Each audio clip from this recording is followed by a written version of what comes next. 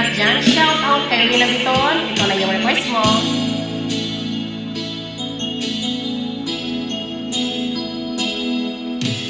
Di ko malimutan ang iyong mga lalaki.